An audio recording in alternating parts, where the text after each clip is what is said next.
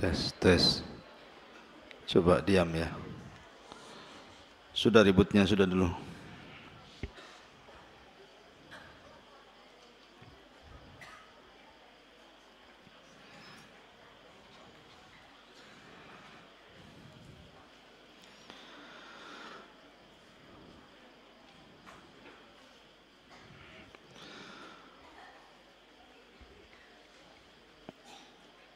Bismillahirrahmanirrahim. Assalamualaikum warahmatullahi wabarakatuh.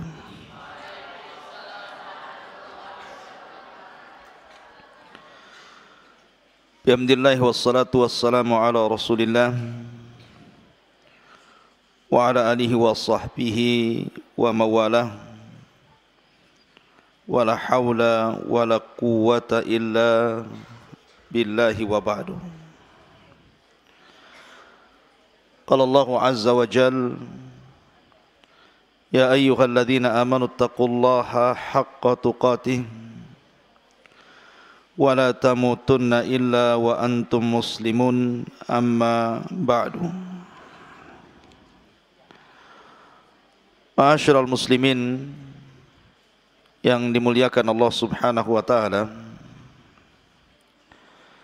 alhamdulillah di malam hari ini kembali kita duduk di Masjid Pesantren Jabal Uhud, Tiban, Batam. Salawat dan salam tak lupa kita aturkan kepada Rasul kita Nabi besar Muhammad sallallahu alaihi wa ala alihi wasallam. Pembahasan di malam hari ini kita akan membahas 5 peristiwa hidup setelah kematian. 5 peristiwa hidup setelah kematian. Dan semua tertuang dalam satu surat di dalam Al-Quranul Karim, surah Al-Baqarah. Jadi kita akan membahas 5 peristiwa hidup setelah kematian di dalam surah Al-Baqarah. Pertama, surah Al-Baqarah ayat 55 sampai 56. Ayat 55 sampai 56. Allah subhanahu wa ta'ala berfirman, wa idh qultum ya Musa lan nu'mina laka hatta narallaha jahra fa akhadhatkumus sa'iqatu wa antum tanzurun thumma ba'athnakum min ba'di mautikum la'allakum tashkurun. Allah subhanahu wa ta'ala berfirman, dan ingatlah ketika kalian berkata, wahai Musa, kami tidak akan beriman kepadamu sampai kami melihat Allah terang-terangan. Maka datanglah halilintar menyambar kalian, dan engkau melihat halilintar itu. Kemudian halilintar itu membunuh semua orang. Tsumma ba'atsnakum min ba'di mautikum, tetapi setelah itu kami bangkitkan kembali kalian setelah kematian kalian. La'allakum tashkurun, agar kalian bersyukur. Bagaimana kisahnya? 2 ayat dalam surah Al-Baqarah 55 dan 56. Begini ikhwan, coba perhatikan, jangan ribut. Jadi ketika Nabi Musa alaihi salatu wassalam menghukum Bani Israel gara-gara mereka menyembah patung anak sapi yang dibuat oleh Samiri. Jadi ada orang namanya Samiri, munafiknya Bani Israel, membuat patung anak sapi dari emas. Lah Samiri ini memiliki tanah bekas pijakan kaki kuda Jibril. Jadi ketika Samiri melihat Jibril sedang berjalan bersama Nabi Musa saat Fir'aun ditenggelamkan, maka Samiri melihat pijakan kaki kuda itu, kemudian bekas pijakannya, tanahnya diambil. Kemudian setelah itu, karena Samiri mengutip emas-emas yang dibuang Bani Israel, karena itu emas-emas harta rampasan dari orang-orangnya Fir'aun di Mesir, maka mereka buang karena tidak boleh dibawa. Tetapi oleh Samiri dikutip emas itu, kemudian dicetak jadi patung sapi dari emas.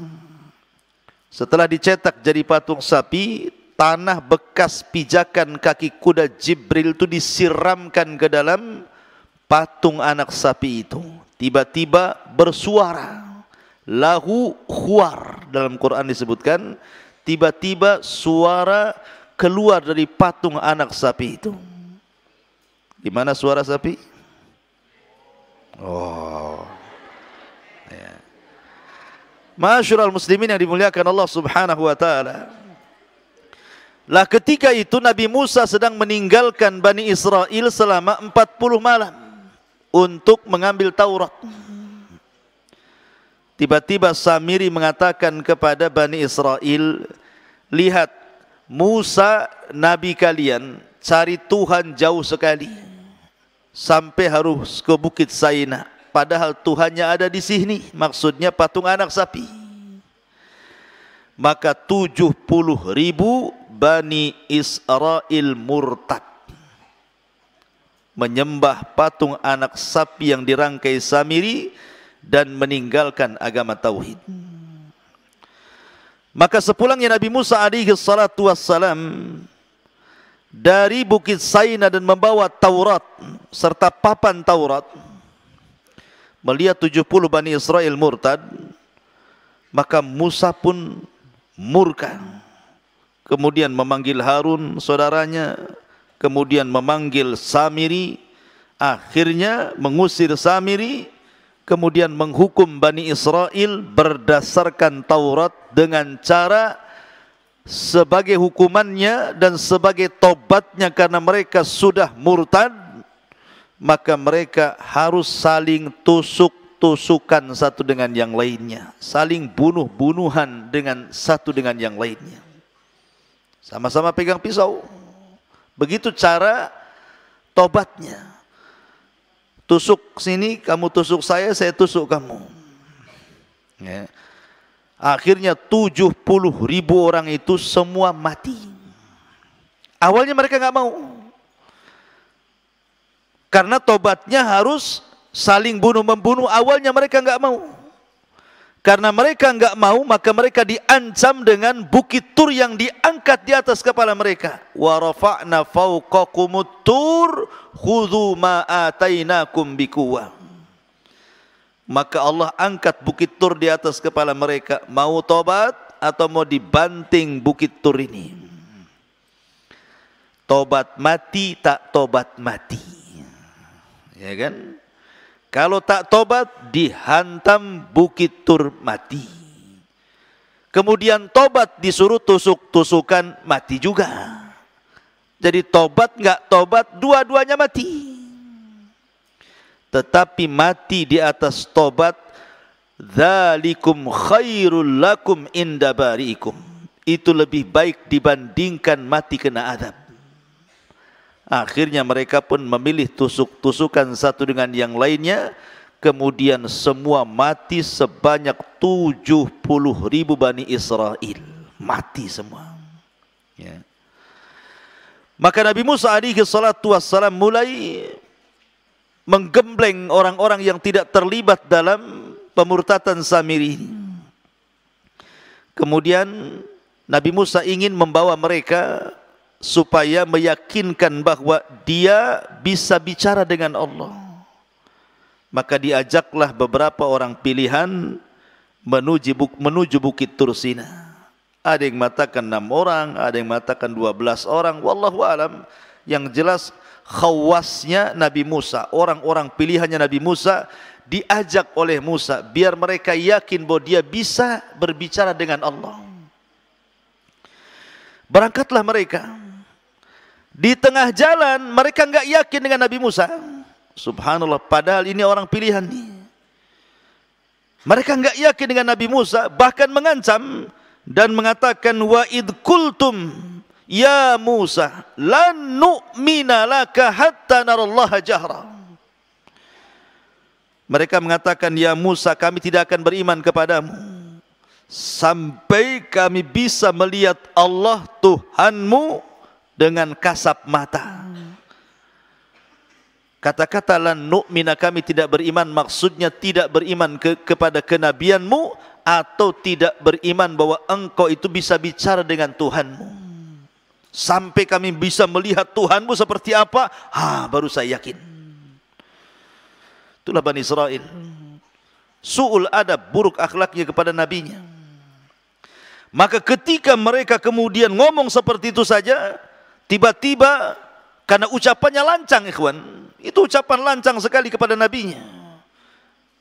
Mengatakan kami tidak beriman kepadamu wahai Musa, sementara mereka sudah banyak diselamatkan oleh Allah lewat Nabi Musa, diberikan nikmat oleh Allah lewat Nabi Musa. Ujung-ujungnya kurang ajar dan mengatakan kami tidak beriman kepadamu wahai Musa sampai engkau tampakkan Tuhanmu seperti apa. Karena mereka sudah lancang, apa yang terjadi? Fa akhadatkumus sa'iqatu wa antum tanzurun. Datang halilintar menyambar orang-orang ini. Langsung seketika semua mati tersambar halilintar. Mati semuanya. Ya. Tetapi setelah itu Nabi Musa berdoa kembali kepada Allah agar dihidupkan kembali. Maka Allah katakan, "Tsumma ba'atsnakum mim ba'di mautikum la'allakum tashkurun." Kemudian kami bangkitkan kembali kalian setelah kematian kalian agar kalian bersyukur. Maka di sini terjadi qudratullah, kuasa Allah, orang mati bisa hidup lagi. Ini kisah yang pertama. Kisah yang kedua terdapat dalam surah Al-Baqarah ayat 67 sampai 73. Ada kisah yang disebut Baqaratu Bani Israel. Kisah Baqarah Bani Israel, sapi betina Bani Israel. Bagaimana kisahnya? Allah Subhanahu wa taala berfirman, wa idh qala Musa liqaumihi innallaha ya'murukum an tadhbahu baqarah qalu atattakhiduna huzwa qala a'udzu billahi an akuna minal jahilin. Dan ingatlah ketika Musa berkata kepada kaumnya, sesungguhnya Allah perintahkan kepada kalian untuk menyembelih baqaratan, sapi betina. Qalu, mereka mengatakan, atattakhiduna huzwa, kau hendak main-main dengan kami wahai Musa? Maka Musa mengatakan, a'udzubillah, aku berlindung kepada Allah, an akuna minal jahilin, kalau aku termasuk orang jahil. Ceritanya begini. Di zaman Bani Israel ada orang kaya, kaya sekali, dan baik hati, suka sedekah, suka nyumbang, sehingga dicintai oleh Bani Israel. Kalau sudah kaya, dermawan, baik hati, pasti disukai orang. Tapi kalau sudah kaya, kemudian pelit, kemudian kedekut, kemudian tidak bakhil gitu ya, kemudian sombong, dibenci orang biasanya. Lebih-lebih sudah miskin, kedekut lagi. Ma'asyiral muslimin yang dimuliakan Allah Azza wa Jalla. Jadi ada orang kaya Bani Israel, saking kayanya, baik hati, suka dermawan, suka nih Bani Israel sama orang ini. Masalahnya dia hidup tidak punya keturunan. maka dia mengambil anak saudaranya dijadikan anak angkatnya. Ponaannya dijadikan anak angkatnya. Tapi ponaannya tak tahu diri. Dilihat pamannya kaya raya, kemudian dia sudah diangkat jadi anak angkatnya, terpikir nih, gimana caranya mengambil hartanya. Maka iblis masuk ke otaknya, begini, kalau kau ingin mengambil kekayaannya, bunuh pamanmu itu. Akhirnya malam-malam, gelap-gelap, kemudian dia pun beraksi dibunuh pamannya. Bani Israel tidak tahu. Setelah dibunuh pamannya, digendonglah jasadnya. Kemudian dibawa kepada kabilah lain, diletakkan di depan rumah kabilah lain. Supaya nanti dia dapat uang diatnya. Nanti orang nuduh kabilah itu yang bunuh. Kalau dalam hukum Islam, kalau bunuh dibalas bunuh. Kalau tidak, diat bayar unta 100 ekor unta. Kan lumayan juga. Sudah dapat warisan, dapat 100 ekor unta katanya. Serakah. Akhirnya betul-betul diletakkan paman yang sudah dibunuh itu, kemudian diletakkan di kabilah lain, dan dituduh bahwa kabilah itu sudah membunuh pamannya dan harus bayar diat. Licik kan? Pertama mau ngambil hartanya, yang kedua mau ngambil diatnya. Akhirnya kemudian kabilah yang diletakkan jasad paman itu tidak terima. Kenapa? Karena merasa tidak membunuh masalahnya. Loh, kami tidak membunuh, kok kami dituduh pula membunuh? Sementara kabilah dari pamannya itu bangkit dan menuduh bahwa kalian yang membunuhnya, dan provokatornya adalah ponaannya ini, anak dari pamannya, anak dari saudaranya orang kaya itulah yang memprovokasi orang jadi provokator. Seolah-olah orang itu dan kabilah itu yang membunuhnya, sampai mau perang dua kabilah gara-gara kasus ini. Akhirnya sebelum terjadi peperangan, orang-orang yang berakal di antara mereka berkumpul. Lah, ngapain kita perang? Kan kita punya Nabi, Nabi Musa. Cobalah kita tanyakan sama Nabi Musa, kira-kira siapa yang membunuh orang ini? Boleh jadi ada solusi. Yuk kita berangkat kepada Nabi Musa. Kisah inilah baru dimulai. Maka berangkatlah mereka kepada Nabi Musa. Apa katanya? Wa idh qala Musa liqaumihi innallaha ya'murukum an tadhbahu baqarah. Setelah mereka datang kepada Nabi Musa, Musa pun berdoa kepada Allah, turun wahyu. Musa, katakan kepada Bani Israel, kalau ingin menyingkap pembunuhan, siapa dalang pembunuhnya, perintahkan Bani Israel, innallaha ya'murukum an tadhbahu baqarah. Allah memerintahkan kalian untuk menyembelih seekor sapi betina. Sampai di sini Allah mudahkan. Namanya sapi betina itu mudah dicari. Anda mau nyembelih yang kecil, yang besar, yang jantan, yang perawan gitu ya. Ataupun sapi yang cacat, yang sehat, yang warna-warni, yang enggak berwarna gitu ya. Boleh, silahkan. Yang penting sapi betina. Itu awalnya dimudahkan. Tapi Bani Israel ini su'ul adab, jelek akhlaknya sama nabinya. Mereka malah mengejek Nabi Musa dan mengatakan, atattakhiduna khuzwa, wahai Musa, kau hendak membodoh-bodohkan kami. Kami tanya siapa pembunuhnya, kau pula suruh kami menyembelih seekor sapi betina. Apa hubung kait antara pembunuhan dengan sapi betina? Tidak nyambung. Mereka tidak paham bahwa ini perintah Allah. Makanya Musa murka dan mengatakan, a'udzubillah an akuna minal jahilin.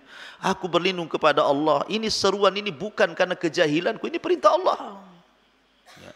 Barulah kemudian mereka mau melaksanakannya, tapi mereka tanya macam-macam soal sapinya. Apa tanyanya? Qalu du'u lana rabbaka yubayyin lana mahi. Qala innahu yaqulu innaha baqaratun la faridun wala bikrun awanun baina dzalika faf'alu ma tu'marun. Mereka berkata, wahai Musa, berdoalah kepada Rabbmu, jelaskan kepada kami sapi betinanya kayak apa. Lihat. Bagaimana su'ul adab, buruk ucapan Bani Israel ini. Harusnya mereka mengatakan qalu ud'u lana rabbana, bukan rabbaka. Itu kan Allah Tuhan kita, seolah-olah itu Tuhan Musa saja, bukan Tuhan Bani Israel. Mereka mengatakan, wahai Musa, berdoalah kepada Rabbmu, harusnya kepada Rabb kita kan begitu. Itu kan su'ul adab namanya. Coba doa sama Tuhanmu, seolah-olah dia tidak punya Tuhan. Coba terangkan sapinya kayak apa? Oh, gitu ya. Maka Musa menjawab, sapinya itu la farid wala bikr, tidak terlalu tua, tidak terlalu muda, sedang-sedang saja. Sapinya sedang-sedang saja, tidak tua, ya tidak muda. Ya. Faf'alu ma tu'marun, sudahlah lakukan saja. Sebenarnya nyari sapi yang tengah-tengah banyak. Maksudnya yang tidak terlalu tua, tidak terlalu muda, lihat dari usia saja sudah dapat. Tapi mereka memang hendak memperberat diri, maka Allah beratkan sekalian. Fasyaddadu fasaddadallah. Ketika mereka hendak berat, Allah berikan berat. Kemudian mereka mengatakan qalu ud'u lana rabbaka yubayyin lana ma launuha. Gini wahai Musa, nampaknya enggak jelas itu. Sekarang kami tanya warnanya lah. Kayak apa warnanya itu sapi itu? Maka Musa mengatakan warna sapinya, qala innahu yaqul innaha baqaratun safra faqi'un launuha tasurrun nadhirin. Oh, sapi betinanya warnanya kuning tua, artinya kuning pekat, enggak ada warna lain. Kan sulit ikhwan cari sapi betina warna kuning pekat, kuning tua, kecuali sapinya dipilok. Susah warnanya, mau nyari di mana? Ya, warna sapi kayak gini nih. Cukup? Tidak. Faqi'ul launuha tasurrun nadhirin. Di mana kuning itu tidak ada warna lain kecuali kuning, dan kalau orang melihatnya langsung suka, karena tidak semua orang suka sapi kan, tapi khusus sapi ini kalau orang melihat langsung senang. Wah, makin sulit lagi. Dasar degil Bani Israel masih dibilang enggak jelas. Gimana enggak jelas? Usianya yang tidak terlalu muda dibilang enggak jelas. Tanya warna. Warna sudah jelas, cari yang kuning pekat, tidak ada warna lain, dibilang enggak jelas. Tanya lagi. Qalu ud'u lana rabbaka yubayyin lana ma hi innal baqarata syabaha alaina wa inna insyaallah la muhtadun. Maka mereka mengatakan, wahai Musa, tolonglah berdoa lagi, jelaskan sejelas-jelasnya. Sapi yang mau kami sembelih itu nampaknya masih samar. Bani Israel nih, degilnya kayak gitu. Masih samar nih, nggak jelas juga nih katanya. Padahal sudah jelas dibilang nggak jelas. Ya. Tolonglah jelaskan yang sejelas-jelasnya biar kami dapat petunjuk. Oke, kata Nabi Musa. Musa berdoa kepada Allah kemudian mengatakan, qala innahu yaqul innaha baqar la dhalulun tuthirul arda wa la taskil hartha musallamatu la syiyata fiha qalul ana ji'ta bil haqq fadhabahuha wa ma kadu yaf'alun. Kemudian dan Musa menjawab, sapi itu adalah sapi betina yang belum pernah dipakai untuk membajak tanah, tidak pula untuk mengairi tanaman, sehat dan tanpa belang. Mereka berkata, sekarang baru jelas sapinya. Masalahnya ada enggak sapinya? Dibilang udah jelas, sapinya ada enggak? Rupanya satu Bani Israel yang punya sapi kayak itu cuma satu. Anak yatim. Anak yatim punya sapi, itu warisan satu-satunya dari orang tuanya, persis sifatnya seperti yang disifatkan oleh Musa kepada Bani Israel. Maka Allah mengirim malaikat untuk menjelma manusia dan mendatangi anak yatim yang punya sapi itu. Maka datanglah malaikat dan mengatakan, sini nak, sebentar lagi sapimu akan ditawar orang. Dan pasti tidak akan mencari sapi kecuali sapimu. Maka jangan kau kasih ke mereka. Tapi kalau seandainya mereka kekeh ingin sapimu nak, jualah sapimu dengan emas seberat sapimu. Emas seberat sapi. Gimana pula tu? Ya, kalau emas Jawa ya lah. Mas, kemana mas? Kan itu ya. Berat tuh. Kan itu ya. Tapi kalau emas ini, emas gelang, emas anting, emas kalung, ini seberat sapi dari mana? Makanya Allah Subhanahu wa taala menjelaskan bagaimana hampir-hampir mereka tidak sanggup melakukannya. Apa kata Allah? Fakul nadribu bi fakul nad apa namanya? Wa idza fadhabahu wa ma kadu yaf'alun. Di ujung ayat Allah mengatakan fadhabahuha wa ma kadu yaf'alun. Maka mereka pun berhasil menyembelinya tapi hampir-hampir gagal. Kenapa? Bukan tidak ada sapinya, ini sapinya sudah ada. Masalahnya mahal sekali. Ya.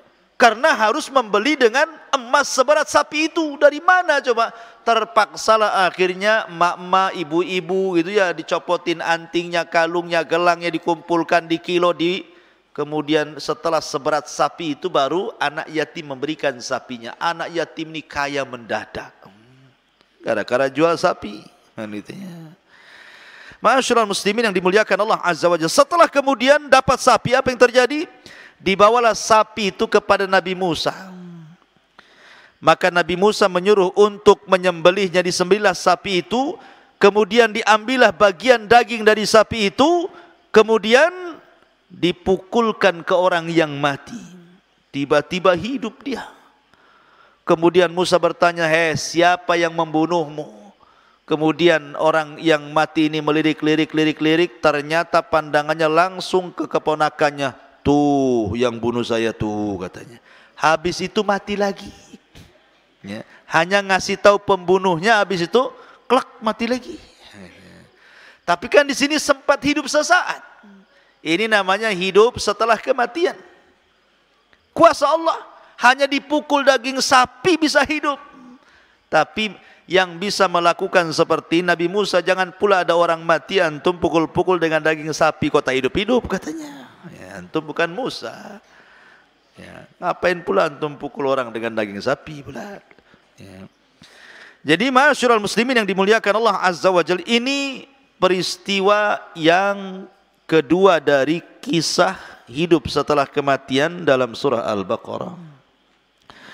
Kemudian kisah yang ketiga masih dalam surah Al-Baqarah ayat 259. Agak jauh. Al-Baqarah 259.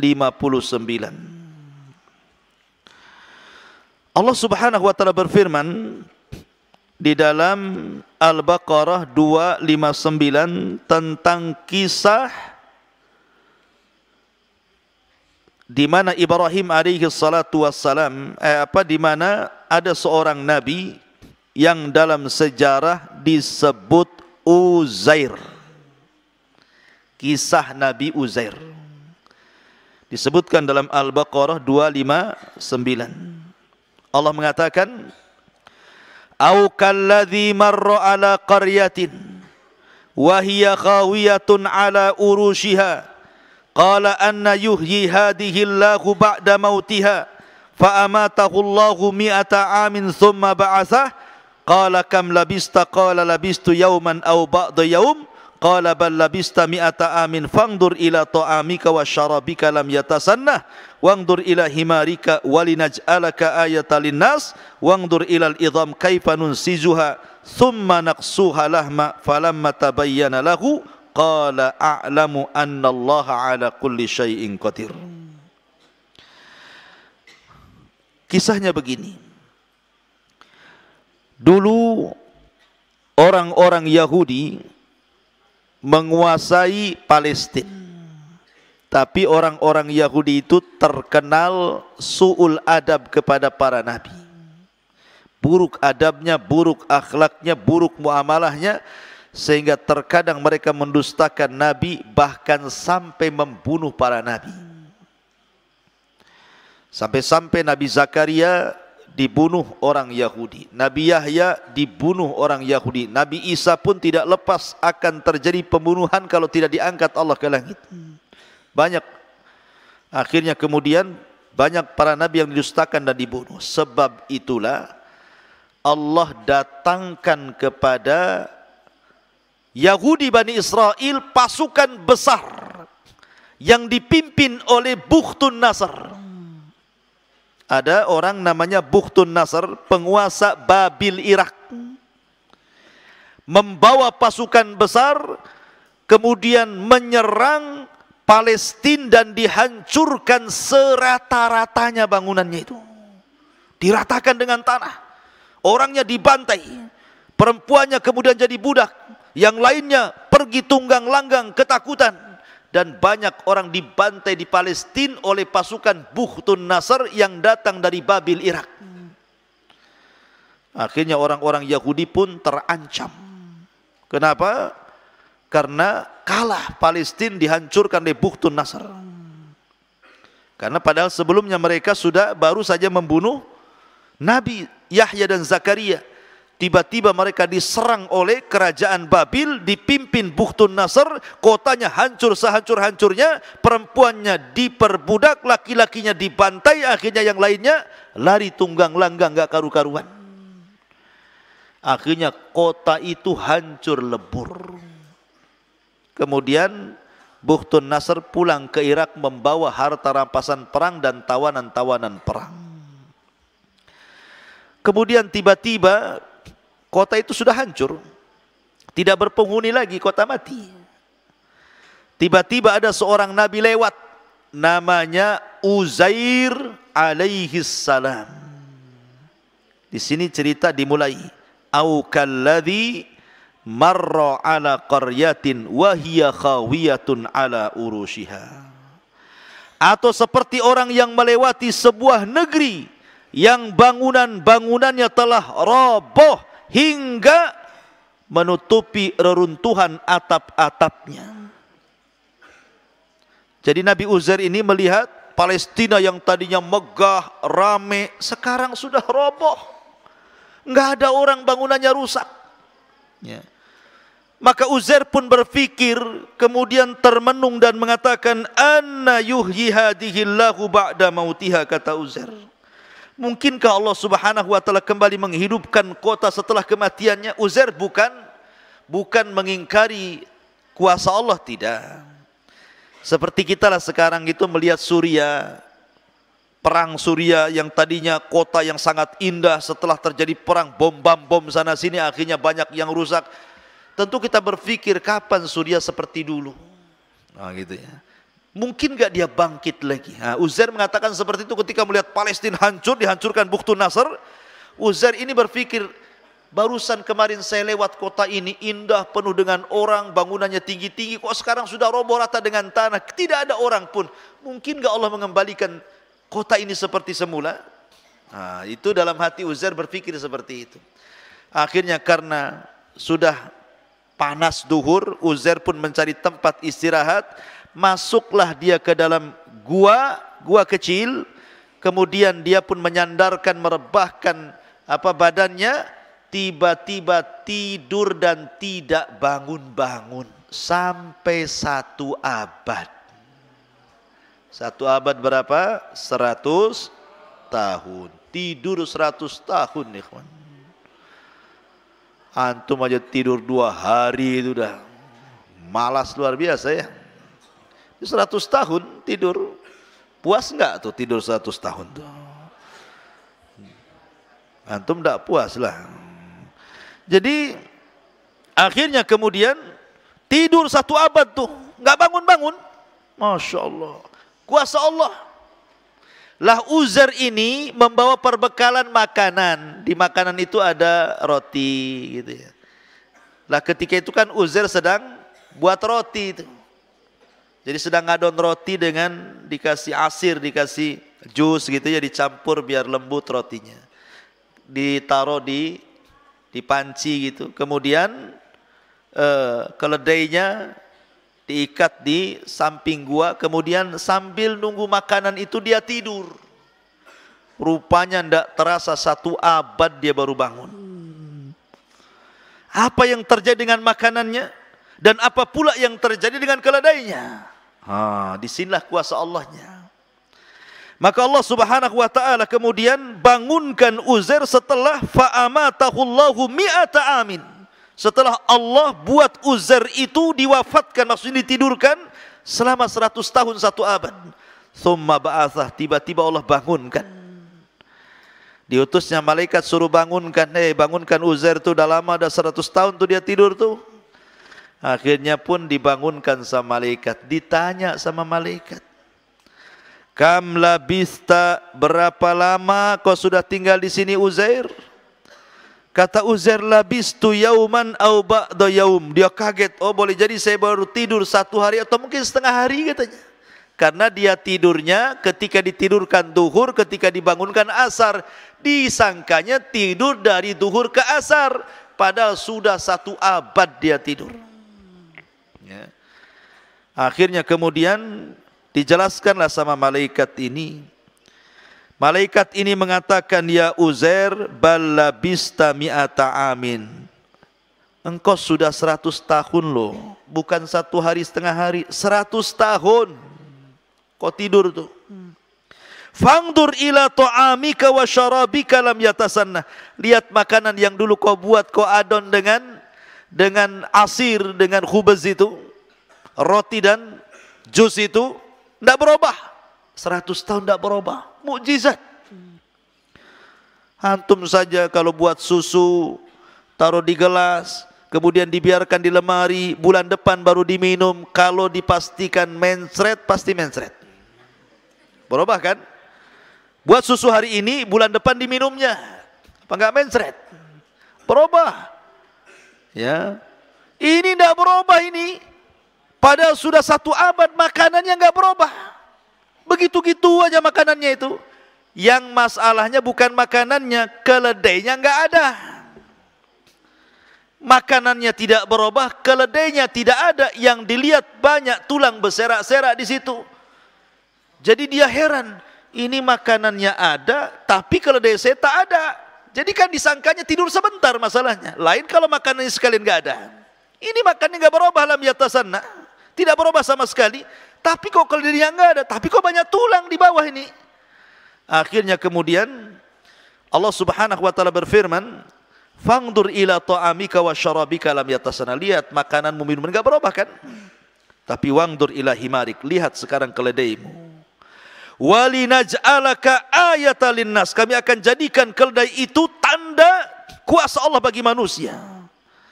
Wangdur ilal idhami kaifa nunsijuha thumma naqsuha lahma. Lihat bagaimana tulang akan dibalut kembali dengan daging dan akan hidup lagi. Tiba-tiba Allah Subhanahu wa taala menghidupkan keledai di hadapan Uzair. Tiba-tiba tulangnya pada bergerak, kemudian mendekat, kemudian menyambung satu demi satu. Tulang itu keluar semua, bergerak sendiri, kemudian saling menyambung, jadilah kerangka keledai. Ini tulangnya. Setelah tulangnya terangkai, tiba-tiba Allah Subhanahu wa taala mengirim daging-daging yang melesat dari mana-mana, nempel di tulang-tulang itu. Kemudian dibungkus lagi dengan kulitnya, jadilah keledai Uzair hidup lagi, ditiupkan ruh, tiba-tiba berteriak seolah-olah kiamat dibangkitkan. Uzair hanya mangap aja. Kok bisa? Ini kuasa Allah Azza wa Jal. Kenapa? Uzair bingung, ini ada apa ini? Kok bisa keledainya tiba-tiba tulangnya terangkai sendiri, daging yang tak datang dari mana nempel lagi, kemudian dibungkus kulit lagi, tiba-tiba ditiupkan ruh dan berteriak keledainya Uzair seolah-olah kiamat dibangkitkan. Maksudnya begini, bagaimana Allah menghidupkan dari kematian keledai ini supaya jadi peringatan bahwa tidak ada yang mustahil bagi Allah. Karena Uzair kan 100 tahun sebelumnya mengatakan mungkin enggak kota ini hidup lagi. Ternyata setelah diwafatkan atau ditidurkan 100 tahun, kemudian Allah memberikan contoh dia bisa menghidupkan keledai setelah kematiannya, apalagi hanya menghidupkan kota itu kecil, gampang bagi Allah.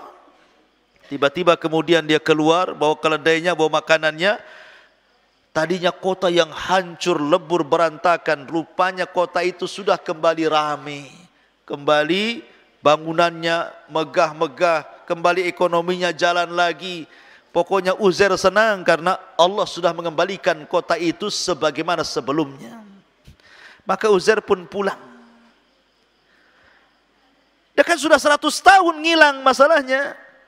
Tapi dia masih ingat rumahnya. Ketika sampai di rumahnya bingung. Karena di rumahnya hanya ada nenek tua buta yang sedang duduk depan rumahnya. Kemudian Uzair mengatakan, benar enggak ini rumahnya Uzair, Nek? Kata nenek itu, benar ini rumahnya Uzair. Saya Uzair, Nek. Hah? Kau Uzair?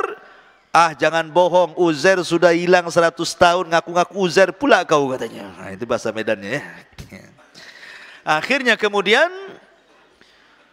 Akhirnya Uzair mengatakan, saya Uzair, Nek. Ah, enggak benar kau ini, katanya.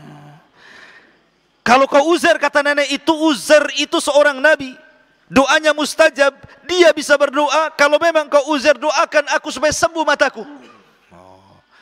Maka Uzair pun kemudian ngangkat kedua tangannya berdoa kepada Allah. Kemudian diusaplah mata nenek itu. Tiba-tiba dia melihat rupanya nenek itu adalah budaknya Uzair, pembantunya Uzair. Dulu lebih muda, sekarang lebih tua. Karena Uzair tidak berubah. Walaupun sudah 100 tahun lewat. Tetap segitu saja mukanya. Sementara pembantunya yang lebih muda, sekarang lebih tua. Jadi nenek-nenek, sementara dia masih bujangan. Masih muda gitu ya.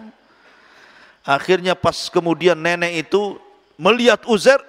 Ternyata majikannya betul Uzair. Hanta Uzair, kau Uzair, katanya kan. Wah, barulah dia teriak-teriak, Uzair masih hidup, Uzair masih hidup. Akhirnya kemudian ketemulah dengan salah satu putra Uzair. Uzair putranya nggak percaya, putranya udah tua juga, bapaknya masih muda gitu ya. Karena yang 100 tahun nggak dihitung masalahnya. Kalau kau adalah bapakku, katanya, bapakku itu pernah menyembunyikan Taurat sebelum Bukhtun Nasr menghancurkan Palestina. Ah, sekarang di mana Taurat itu?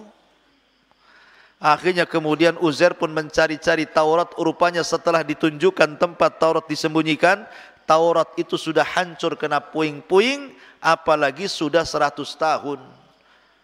Akhirnya Allah Subhanahu wa taala anugerahkan kepada Uzair ingatan mampu menghafal Taurat yang tidak dimiliki kepada Nabi Musa. Sehingga dia bacakan Taurat lewat hafalannya.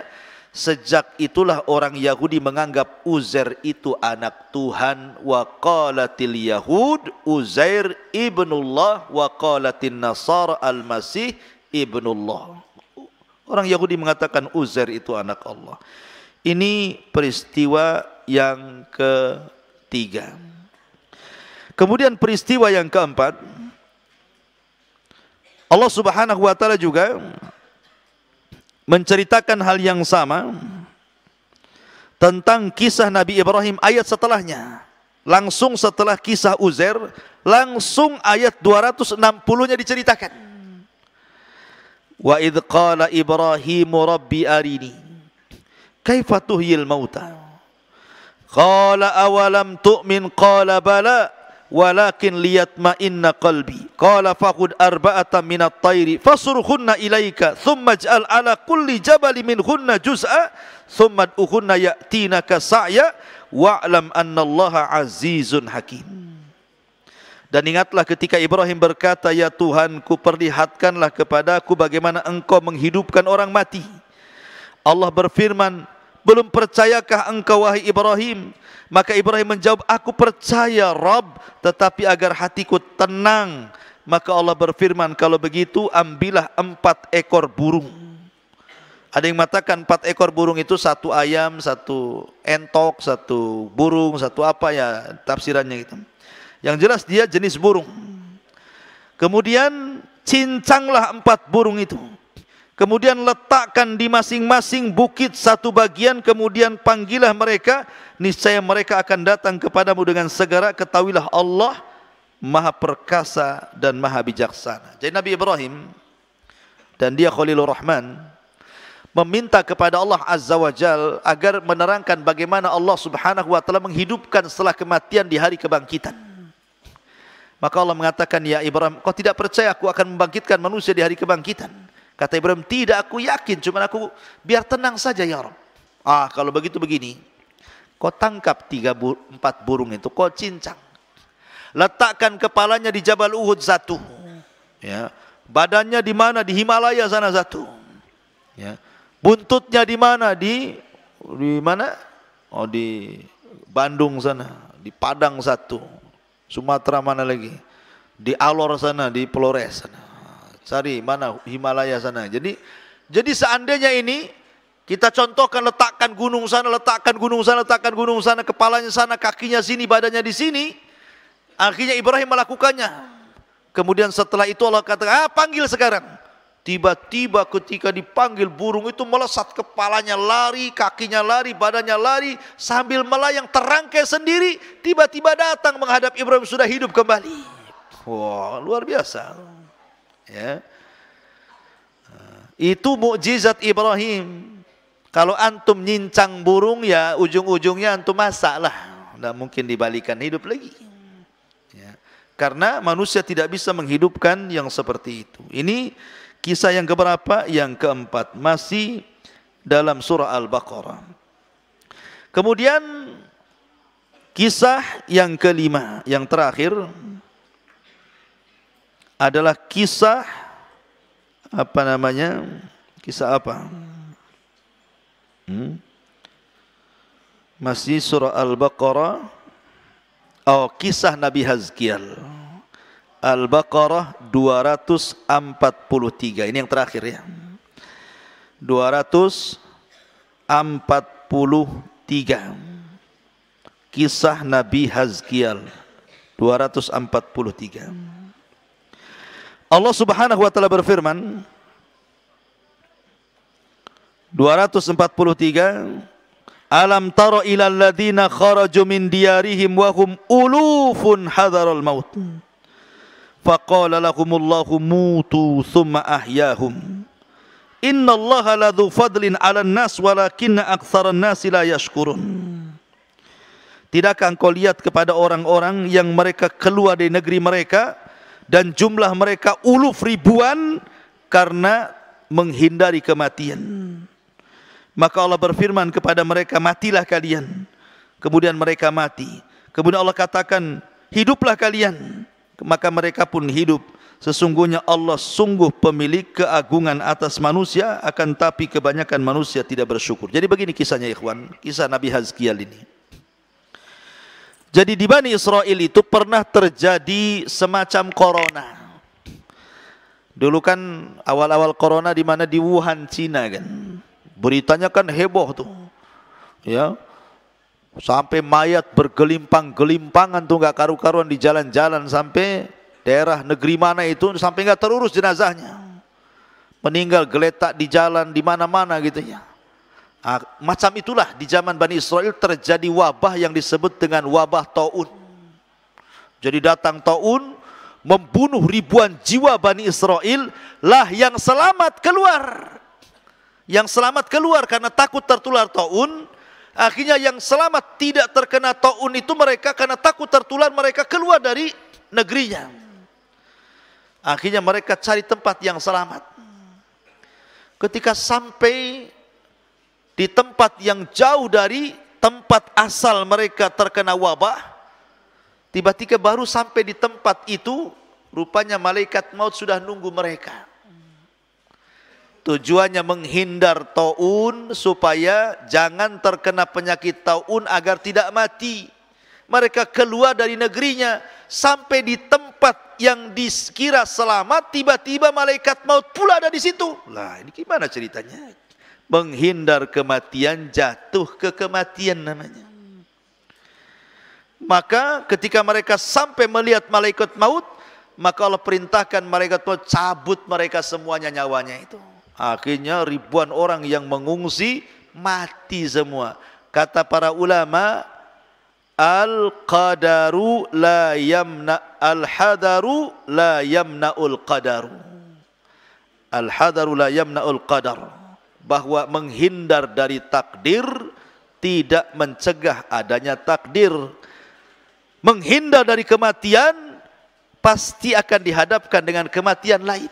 Tidak kematian dengan corona, mungkin dengan yang lain. Tidak mesti mati karena corona, yang lain juga penyebab kematian banyak. Tidak mesti dengan taun, rupanya ada memang takdirnya mati. Ketika sampai mereka karena ingin menghindari taun itu, malah mereka dicabut nyawanya di situ oleh Allah. Oh, jasadnya bergelimpangan di mana-mana. Ketika itu Nabi Hazkial lewat di situ. Kok banyak jasad di mana-mana? Ya. Rupanya jasad-jasad Bani Israel yang menghindar dari taun itu. Maka Allah berfirman kepada Nabi Hazkial, wahai Hazkial, maukah kuhidupkan mereka semuanya? Maka Hazkial mengatakan, ya Rabb, hidupkanlah mereka, kasihan. Biar mereka mendapatkan hidayah dari pelajaran seperti ini. Maka Allah perintahkan kepada Hazkial, serulah mereka. Maka akhirnya Hazkial pun menyuruh mereka, dan Allah kembalikan, hidupkan mereka. Akhirnya mereka pun kemudian tobat dan sadar, kemudian mengikuti Nabi Hazkial, walaupun belakangan kemudian mereka kufur lagi. Lihat bagaimana Allah menghidupkan manusia setelah kematian. Taib, ini diantara 5 peristiwa hidup setelah kematian dalam surah Al-Baqarah. Kita masuk pada sesi soal jawab.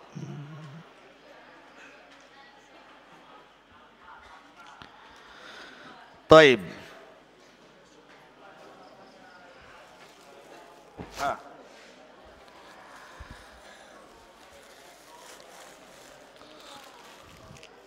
Pertanyaan yang pertama.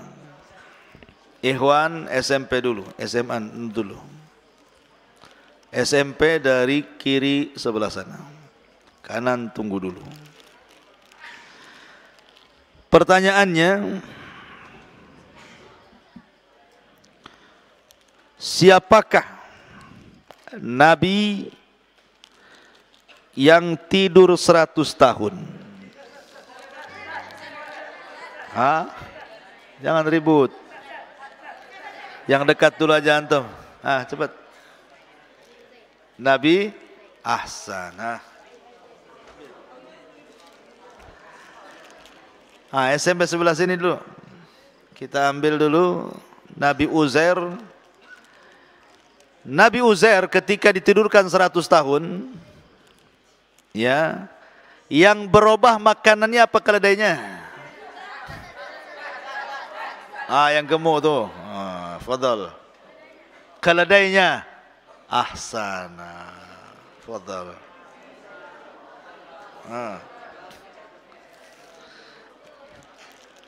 Balik lagi SMP, SMA sekarang. SMP jangan nunjuk. Pertanyaannya, ngapain antum? Nanti saya kasih soal tak bisa. Malu nanti. Pertanyaannya agak sulit. Ayat keberapa? Mulai nggak mau kan? Baru bilang ayat keberapa. Taib. Kisah sapi betina menceritakan tentang apa? Menceritakan tentang apa? Kisah sapi betina itu menceritakan tentang apa? Tentang pembunuhan. Gitu saja. Menyingkap pembunuhan. Ahsan, enggak apa-apa. Dapat gemaz. Fadhal. Taib. Ambil tuh gemesnya. Pertanyaannya SMA juga.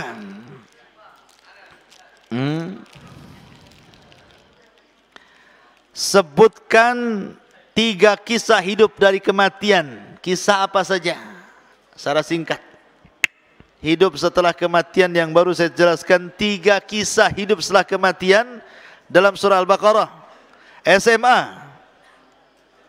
SMP. Antum. Lama antum. Betul. Hazkial. Uzair. Nabi Ibrahim. Ahsan.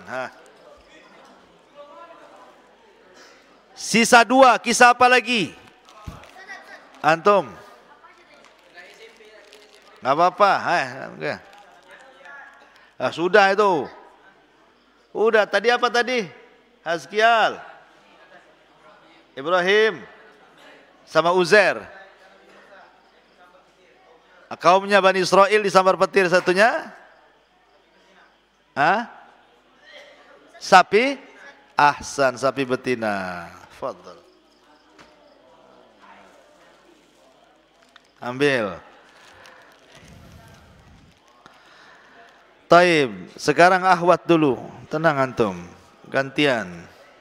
Ya, masih banyak tuh. Ahwat, dengerin. Kisah Uzair.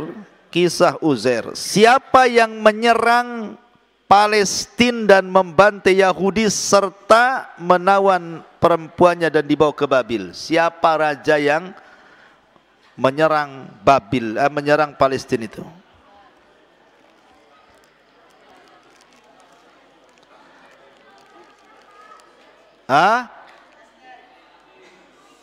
Diam ikhwan.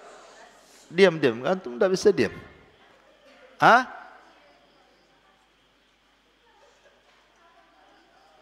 Satu yang jawab, jangan banyak.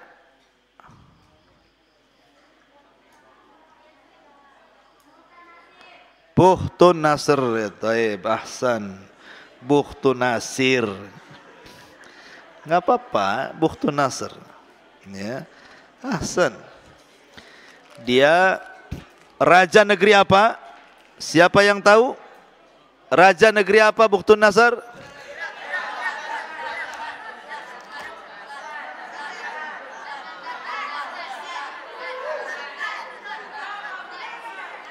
Apa?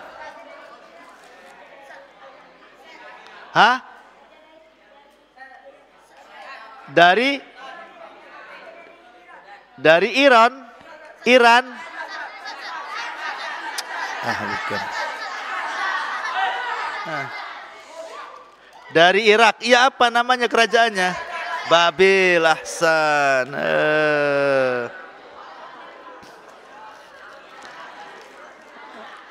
Ahwat, dengerin. Ahwat.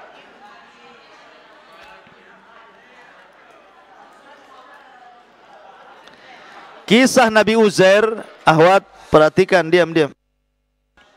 Diam, kisah Nabi Uzair. Kenapa Uzair dituhankan sama Yahudi? Kenapa orang Yahudi mengatakan Uzair itu anak Tuhan? Kenapa? Kok bisa?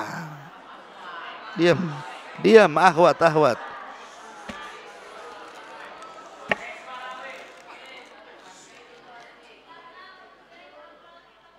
Ahsanti, karena Uzair hafal kitab Taurat yang tidak dihafal Musa. Taib. Satu lagi baru berpindah ke ikhwan. Perhatikan pertanyaannya. Masih menghidupkan dari kematian, kisah dari kematian Bani Israel. Kenapa Bani Israel disambar petir sampai mati? Apa alasannya Allah menyambar halilintar kepada mereka ketika mereka bersama Nabi Musa menuju Bukit Saina? Kenapa alasannya? Allah mengirim halilintar kemudian membunuh mereka.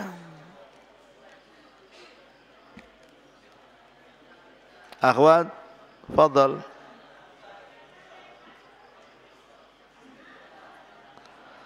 Kenapa?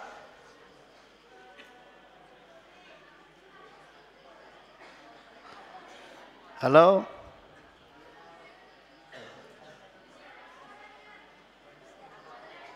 Karena apa?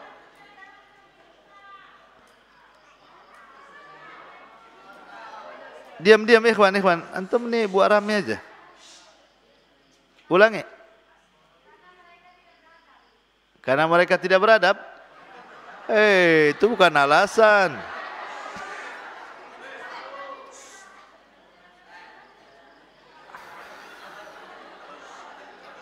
Yang belakang tuh cepat. Kenapa?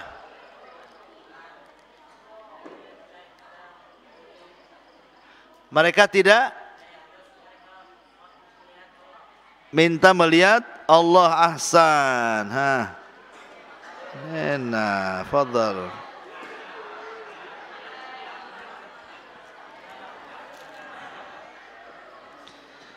Ikhwan, dengerin ikhwan lagi. Sebutkan 3 sifat sapi betina yang mau disembelih Bani Israel.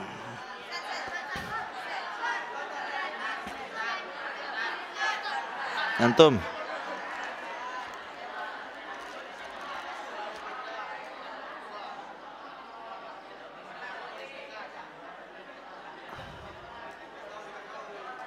Apa tuh? Lama kali apa?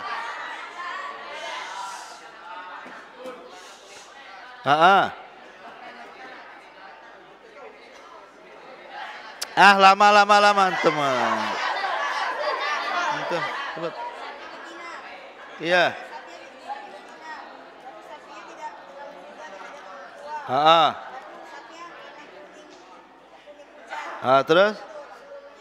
Terus satu lagi?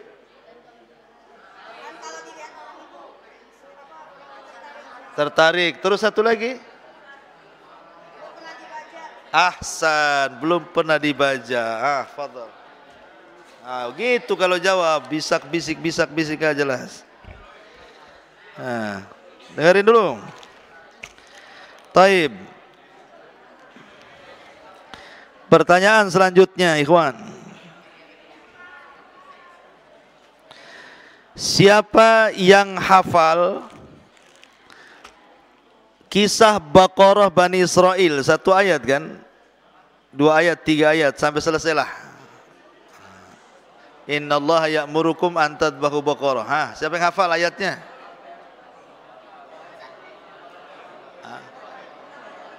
Iya. Innallaha ya'murukum an tadbahu baqarah. Siapa yang hafal kisah ini dalam mana? Cepat siapa? Antum aja lah. Lama kali. Innallaha ya'murukum an tadbahu baqarah. Teruskan.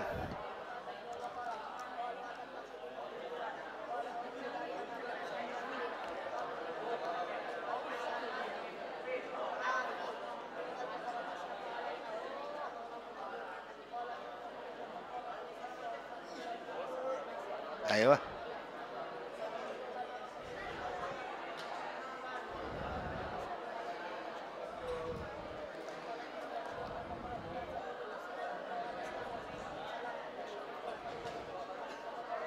Ahsan, fadzabahuha wa ma kadu yaf'alun. Terakhir. Ya. Dengerin. Ahwat. Masa ahwat baru 2 tuh, Pak? Gak jelas. Pertanyaannya ahwat tentang kisah orang-orang yang menghindar taun, kemudian mati dicabut nyawanya malaikat maut di tempat lain. Ada seorang nabi lewat itu. Siapa nama nabi itu?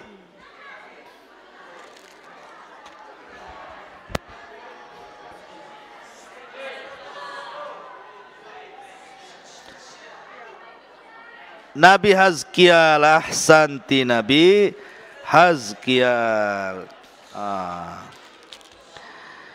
Dapatlah 3. Taib. Akhwat lagi dengerin.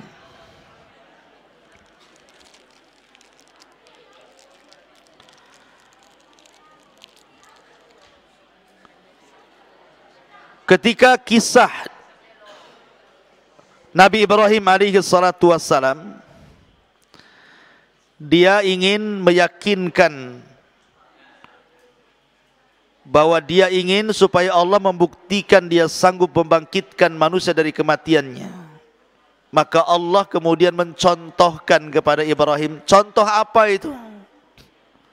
Apa yang dicontohkan Allah kepada Ibrahim menunjukkan hidup setelah kematian itu?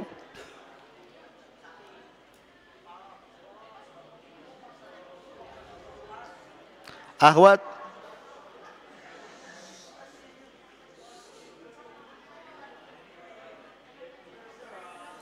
hah?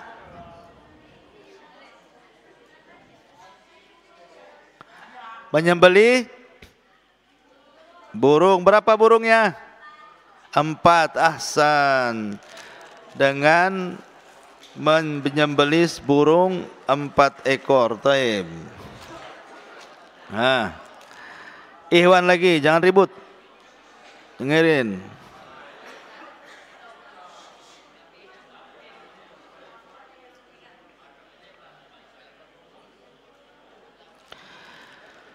Kisah tentang Baqarah, sapi betina Bani Israel juga.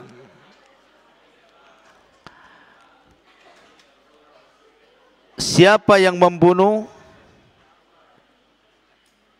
Siapa yang membunuh?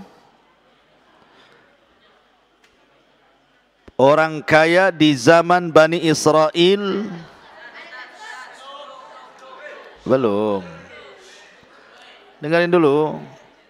Orang kaya di zaman Bani Israel sampai akhirnya disyariatkan untuk menyembelih sapi betina. Siapa yang membunuh?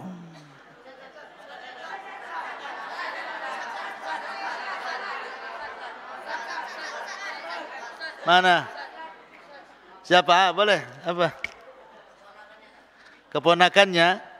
Boleh. Ahsan. Ambil.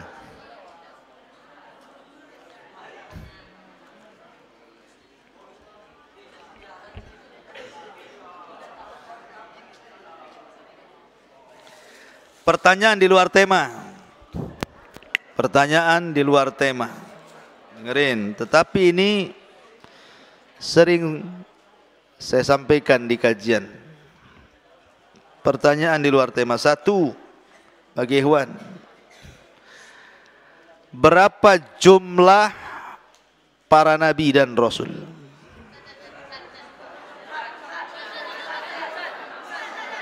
Belakang. Hah? 1200? Siapa itu?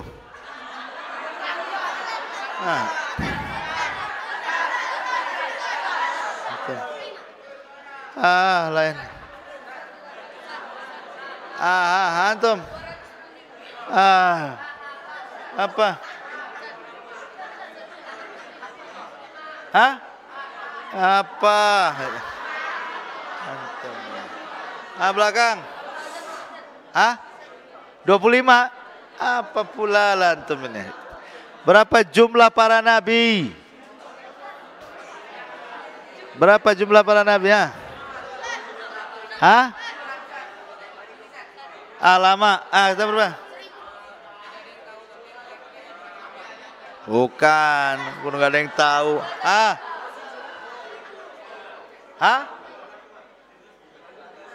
Apa antum? 1000? 1256. Boleh juga 1200. Salah. Bukan. 1200? Ada. Nggak ada yang tahu antum itu. Hari-hari dibahas kok nggak tahu. Jumlah nabi itu 120.000.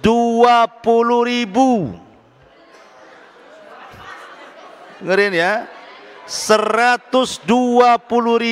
Dalam riwayat 120.000 4 nabi, 315 rasul. Yang kita kenal 25 nabi. Itu sering saya sampaikan di sini. Error otak antum. 1.500 apa pula antum jawab. Ya. Taib. Sebutkan 4 nabi Arab. 4 Nabi Arab. Hah? Apa pula? Hah? Diam. Hah? Nabi Hud, Nabi Soleh, Nabi Muhammad baru 3 itu satunya.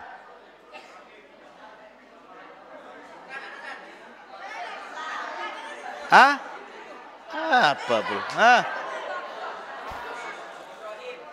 Ada salah duluan. Hah?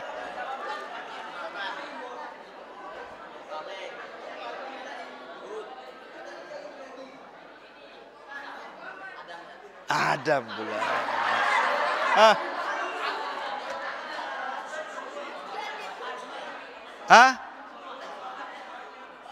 Hud, Soleh, Nabi Muhammad, terus siapa lagi?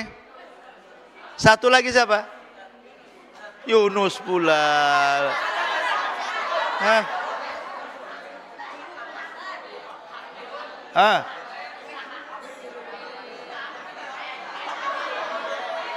Nabi Muhammad satu lagi? Hah? Ismail bukan? Apa?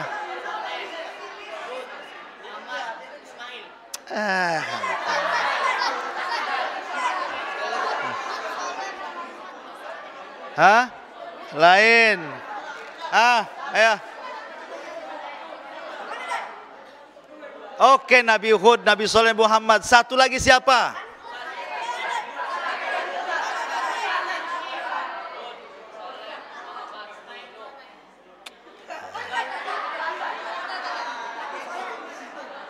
Nabi Soleh pula.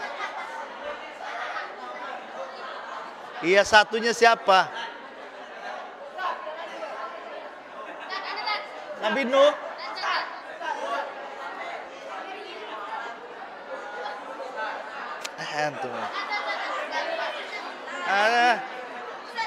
Apa? Zakaria apa lagi? Apa?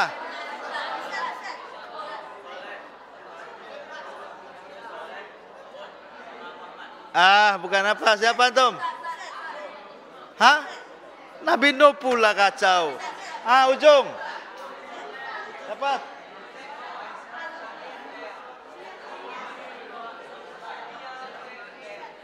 Ismail. Mana ada Ismail?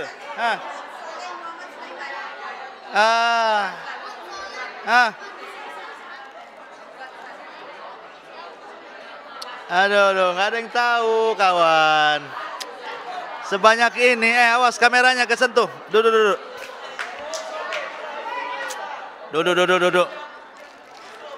Nih, saya kasih tahu Nabi Arab nih.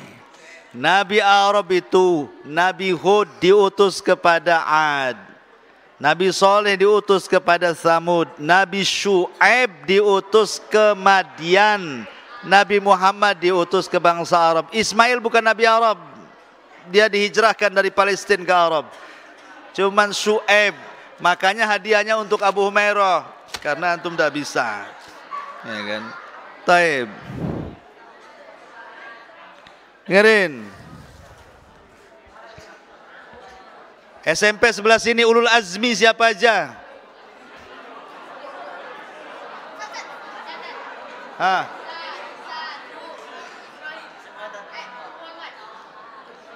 Satu.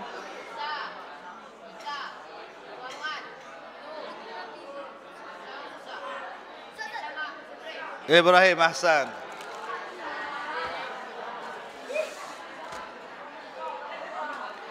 Siapa Nabi yang disebut Kalimur Rahman?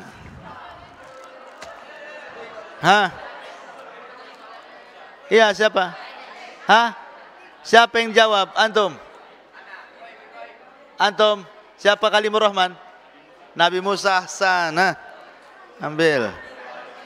Awas kesetrum tuh antum di situ. Ahwat, siapa Nabi yang gelarnya Khalilur Rahman? Ahsanti Ibrahim.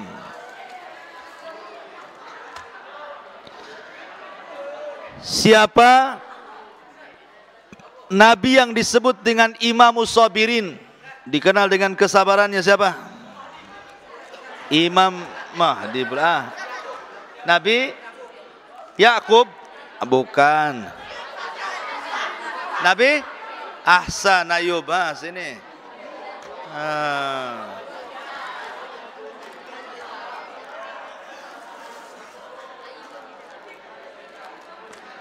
Siapa Nabi kedua setelah Adam?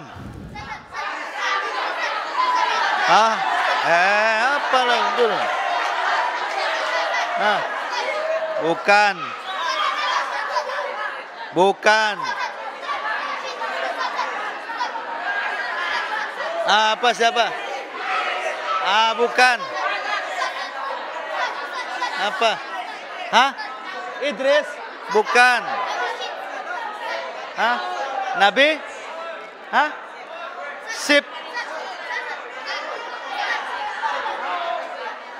Bukan. No. Turun. Apa? Antum, Nabi Syith. Syith gitu ya. Benar, Nabi Syith. Allah, itu kameranya. Turun. Kesentuh pula. La haula wala quwwata. Perhatikan.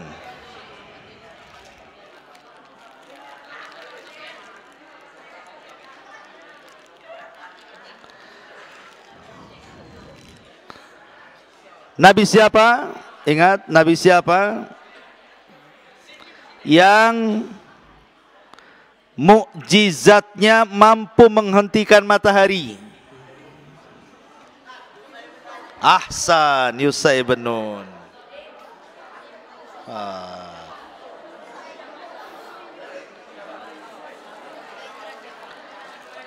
Nabi siapa yang menemani Musa berjumpa dengan Khidir?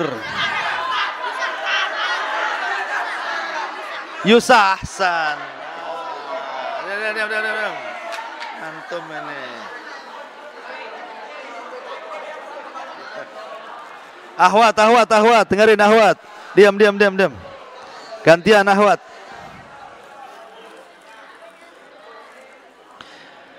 Ahwat, pertanyaan. Dapat voucher belanja 8.000 berlaku hingga 5 Desember 2021. Voucher. Tapi belanjanya di koperasi pondok, jangan di Pakci. Ini yang enggak berlaku. Ini di koperasi pondok. Jangan bawa voucher ini ke Indomaret, enggak laku. Taib, dengerin. Ahwat, siapa wanita terbaik dunia?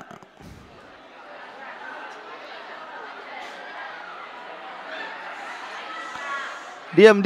Ini akhwat yang ditanya, kok laki-laki yang sibuk.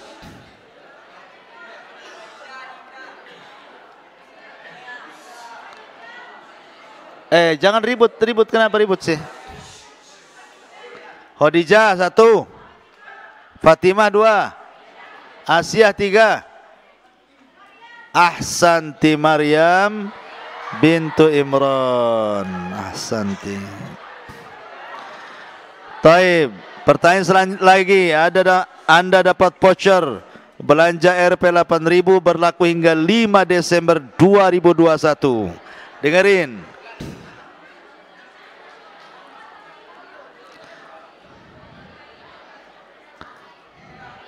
Siapa yang mengasuh Nabi Musa dari 4 wanita terbaik? Siapa yang mengasuh Nabi Musa dari 4 wanita terbaik? Asyah bintu Ahsanti, Asyah bintu Muzahim. Taib, dengerin dulu, khusus akhwat, voucher lagi 1. Pertanyaannya, dengerin. Sebutkan 4 istri Nabi, 4 saja. Sebutkan namanya.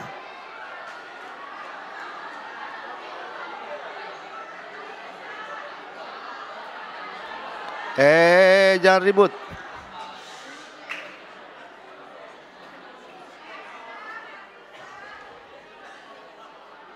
Khadijah.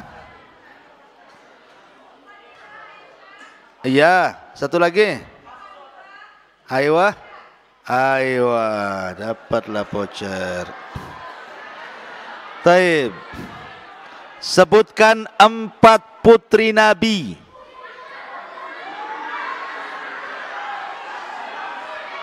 Apa ini? Sama aja, nggak depan nggak belakang rame.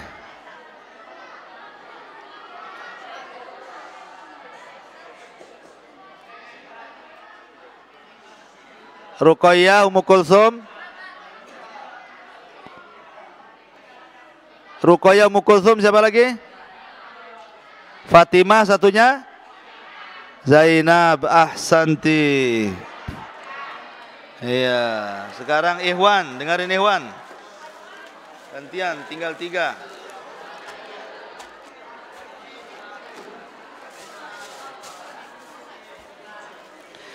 Pertanyaannya Ikhwan, dengerin. Berapa tahun Nabi Nuh berdakwah? Berapa tahun Nabi Nuh berdakwah? Berapa tuh? 90 tahun. 950 tahun. Ahsan. Ambil. Mana tadi? Itu. Taib. Ikhwan.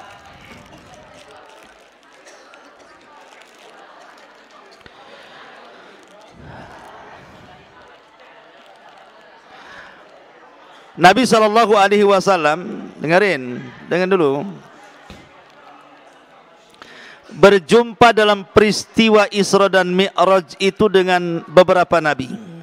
Sebutkan 5 saja. Siapa yang dijumpai Nabi saat Isra Mi'raj?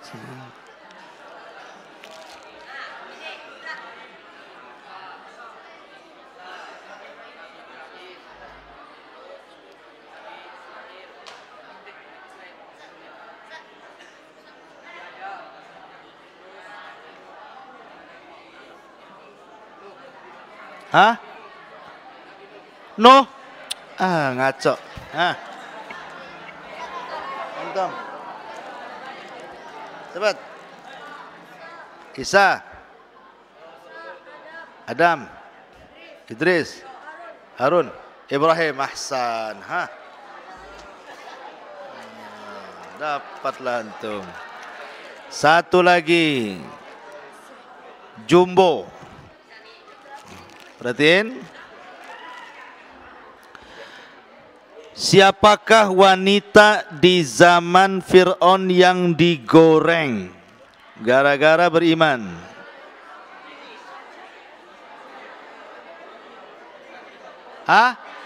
Masyitah. Ahsan, Masyitah. Taib, dengan berakhirnya Masyitah, berakhir kajian kita. Subhanakallah bihamdika asyhadu an la ilaha illa anta astaghfiruka wa atubu ilaik. Allah taala. Assalamualaikum warahmatullahi wabarakatuh. Taib, jangan dulu keluar, biar akhwat keluar dulu.